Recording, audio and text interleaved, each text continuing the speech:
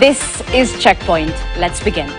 Ugandan President Yoweri Museveni has confirmed that authorities arrested and detained Kenyan activists Bob Njagi and Nicholas Oyoo. The confirmation comes hours after the two were reunited with their loved ones, just weeks after the Ugandan police service denied involvement in their disappearance on October and a court case filed on the same dismissed. Oyoo reports on how the East African governments are clamping on dissenting voices.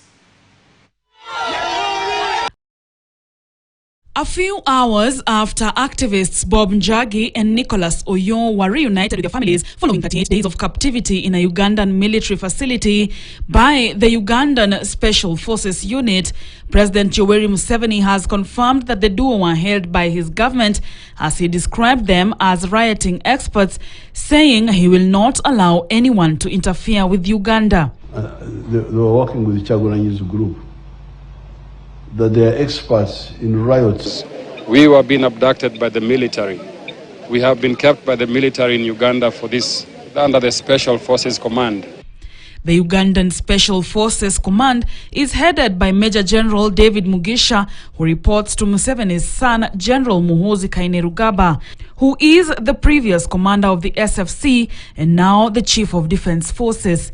The Ugandan police had denied involvement in the disappearance of the two, saying they were not in custody and that no formal report of the disappearance had been made. I don't have any information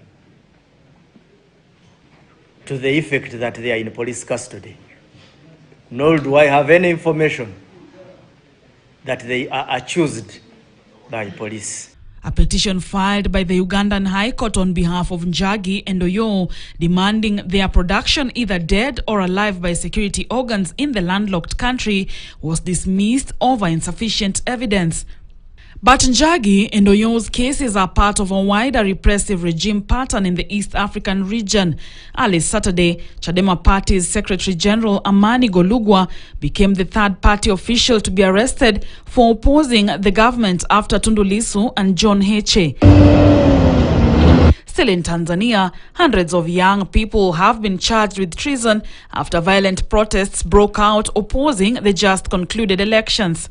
They've been tortured, very serious torture. Some exhibit outward signs of injury. Among those charged with treason for challenging the government is Nifa Jovin, a social media influencer and businesswoman who shared a video of her dancing to music that was perceived as mocking President Samia Suluhu.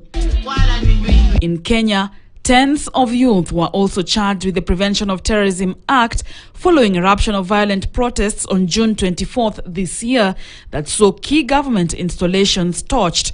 Some of those arrested had their bail terms reviewed, while others, unable to pay, remain behind bars as they face ongoing legal proceedings linked to the protests. Oyoo, KTN. A wave of grief and fear